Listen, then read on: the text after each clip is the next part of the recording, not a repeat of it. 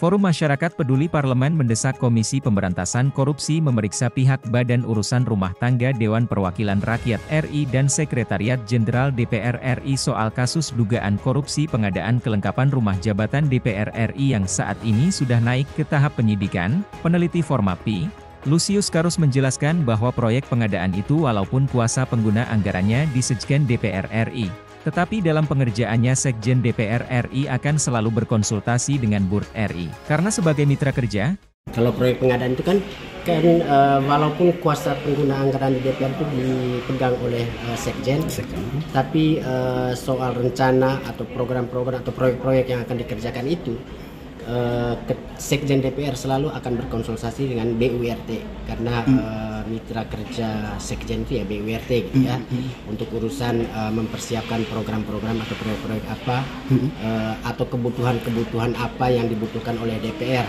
terkait dengan supporting system gitu ya di DPR. Jadi kalau kemudian ada dugaan korupsi terkait dengan pengadaan di DPR, sangat mungkin bukan hanya melibatkan Sekjen DPR misalnya, gitu ya. Karena anggaran itu atau proyek-proyek itu tidak pernah diputuskan sendiri oleh Sekjen, ya. Bahwa uangnya itu kemudian jadi tanggung jawab Sekjen, tapi proyeknya sendiri itu dirancang bersama dengan BURT, ya. Jadi menarik untuk melihat apakah nanti misalnya kalau ada tersangka dan itu berasal dari pihak Sekjen, apakah KPK juga mau misalnya memperluas penyelidikannya untuk untuk memastikan keterlibatan dari anggota DPR yang berada di BURT itu dalam kasus korupsi yang sama.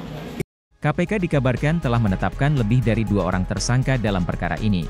Berdasarkan informasi, salah satu pihak yang dijadikan tersangka yaitu Sekretaris Jenderal DPR RI, Indra Iskandar, yang dalam tahap penyelidikan. Dia sempat diperiksa oleh tim penyelidik.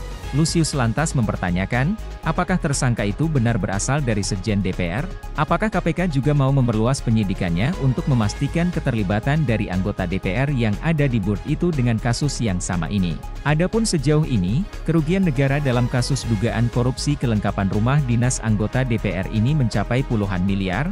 Sementara itu, KPK meyakini bahwa 2 alat bukti yang telah dikumpulkan dalam kasus ini membantah pernyataan Ketua Burd DPR RI, Agung Budi Santoso, yang mengatakan proyek tersebut sudah melalui tahapan yang sesuai aturan. Ali pun meminta masyarakat untuk mengawal kasus korupsi tersebut. Ia pun meminta Agung Budi Santoso tidak asal bicara.